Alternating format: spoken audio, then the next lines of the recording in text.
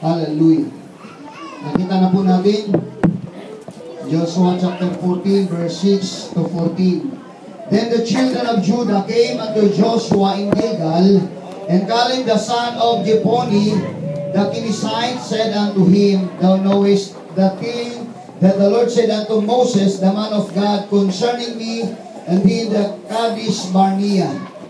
40 years old was I when Moses, the servant of the Lord, sent me from Kadesh Barnea to spy out of the land, and I brought him word again as it was in mine heart.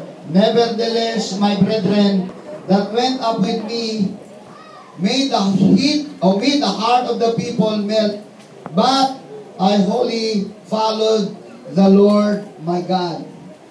Hallelujah. But I wholly followed the Lord my God. And Moses sware on that day, saying, Surely the land whereon thy feet have trodden shall be thine inheritance, and thy children's forever, because thou hast wholly followed the Lord my God. Hallelujah.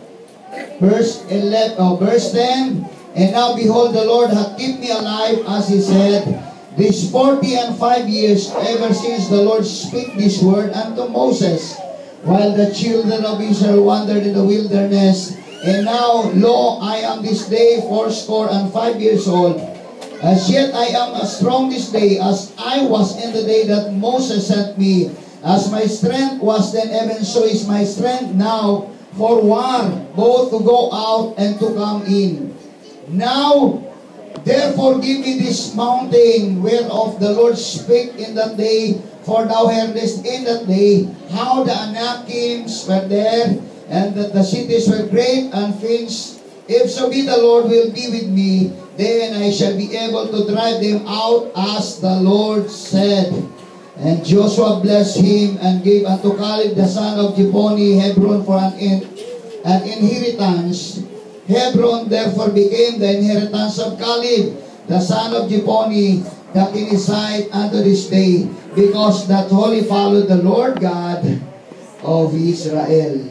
Dakilang Diyos, purihin ka. Thank you so much, O God, sa pangalawang taon na anibersaryo, sa pangalawang taong pahitibaka, sa pangalawang taong labanan, Panginoon, ng iyong iglesia, sa pangalawang taon na punong-puno po, Diyos, ng mga karanasan, punong-puno po, Panginoon, ng hamon, ng mga challenges, O God. Subalit kami po ay nagpapasalamat dahil hindi mo kami binigo, Panginoon. Kami po, Diyos, ay nagpapasalamat dahil hindi mo kami pinabayaan.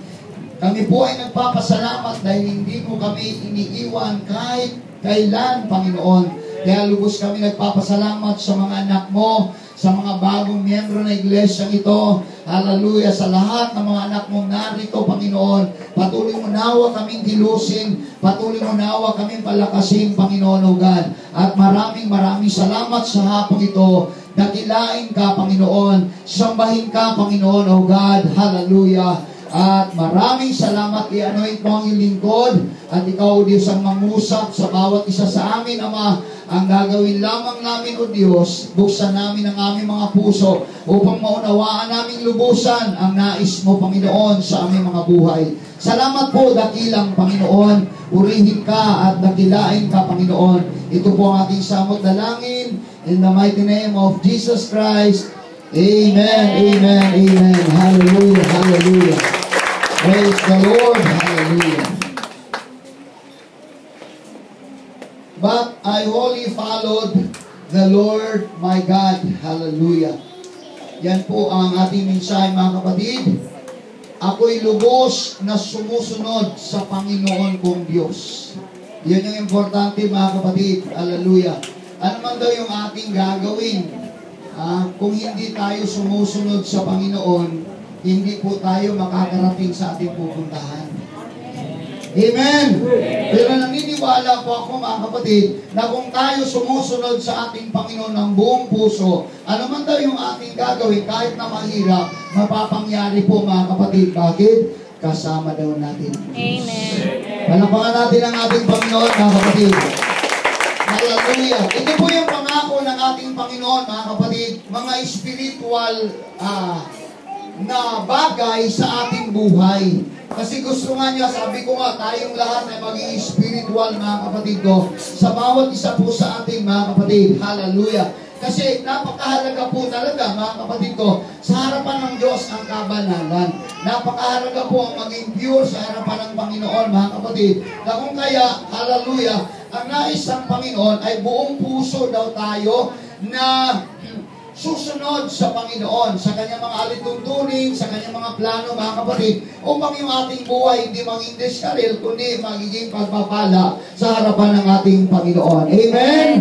Ako'y natutuwa, mga kapatid ko, dahil alam ko ang Panginoon patuloy na kumikilos sa church. Amen? Yes.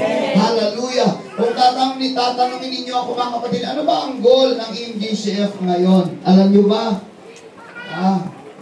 Kaya ng sinabi ko, mga kapatid ko, last year sa unang pagpapasimula po natin, dapat talaga mapairal yung all for one and one for all.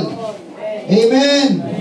Nakalimutan nyo na ba yun? Hindi dapat makalimutan yun, mga kapatid. Kaya kung tatanungin niyo ako, mga kapatid ko, kung ano ang goal ng MGCF ngayon, mga kapatid, hallelujah, gusto kong gayahin yung panalangin ni Jabez.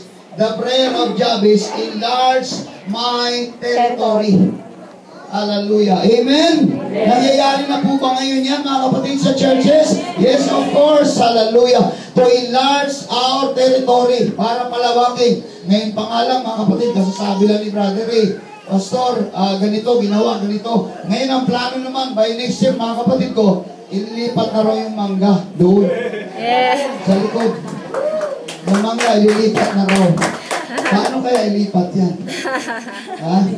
Ayusin na raw, palakihan na raw to. Ano sabi, Brad? Paano palakihin? Pag ganun ba? Pag ganun o pag ganun? Hallelujah. Basta palakihan daw, mga kapatid ko. Kasi nga, mga kapatid, nag-enlarge na ang territory ng Church ng Panginoon sa lugar ng St. Francis. Amen! Let's clap our hands to Jesus. Hallelujah! And that's our goal. Yun po yung plano po natin, mga kapatid. Pero lahat daw ng bagay na yun, mangyayari, mga kapatid ko. Basta ang mahalaga lang daw, mga kapatid, kailangan genuine natin i-pursue kung ano yung goal natin. Yes. Ha? So, paano daw mangyari, mga kapatid, ang goal?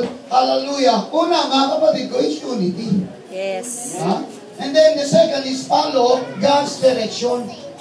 Ha? Kasi, kahit na, mga kapatid ko, ang church, hallelujah, kung hindi magkaisa at hindi susunod sa Panginoon, magiging gawa lang ng tao yun. Ang importante, gawa ng Diyos. Susunod tayo sa Panginoon para pagpalain tayo. Pagka ang church pinagpala, ano ba ang pinagpapala? Ang building ba? Hindi ikaw. Yes. Tayong lahat, mga kapatid, i-bless ng Panginoon pag susunod tayo sa direction ng Diyos. Yes. Walang lumilihis. Amen.